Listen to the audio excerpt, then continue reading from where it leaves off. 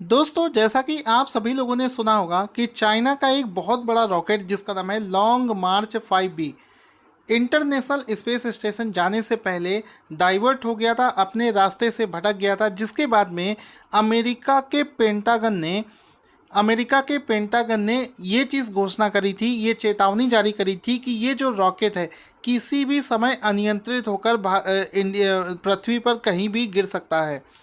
तो हाल ही में अभी जो इस टॉपिक पर जो लेटेस्ट खबर आई है, वो लेटेस्ट न्यूज़ ये आई है कि फाइनली ये जो रॉकेट है ये पृथ्वी की कक्षा में प्रवेश करके पृथ्वी पर गिर चुका है। तो ये कहाँ पर गिरा है उसके बारे में आपको यहाँ पर डिस्कस करेंगे, क्योंकि काफ़ी लंबे समय से लोग दहशत में थे कि ये आखिर कौन से देश में गिर सकता है। तो यहाँ पर हाल ही में चाइनीज़ एजेंसीज है, उन्होंने कंफर्म किया है कि उनका जो लॉन्ग मार्च 5B जो कि अपने रास्ते से भटक गया था, अभी अनियंत्रित होकर उसका जो मलबा है, डेब्रिस है, वो श्रीलंका और मालदीव के आसपास में हिंद महासागर में गिरा है। तो यहाँ पर आप देख सकते हैं, ये मैप में ये रहा श्रीलंका और ये छोटी सी लोकेशन आपको मालदीव की दिख रही है। तो लगभग इसी रीजन में वो रॉकेट का मलबा जो है गिरा है। जैसा कि आप सभी जानते हैं, जब भी कोई भारी भरकम चीज़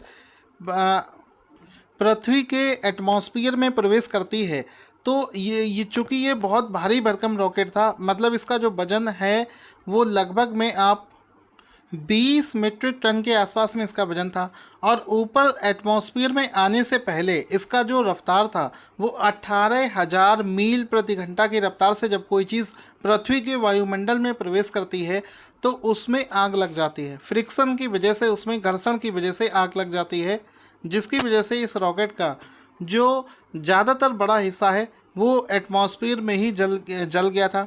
इसके कुछ बचे हुए जो हिस्से हैं, जो थोड़े बहुत हिस्से हैं, वो श्रीलंका और मालदीव के पास में यहाँ पर गिरे हैं।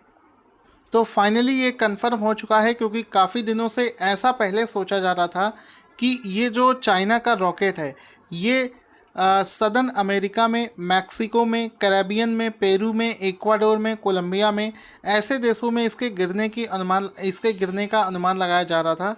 और फाइनली ये खबर आ चुकी है कि ये कहाँ पर गिरा है।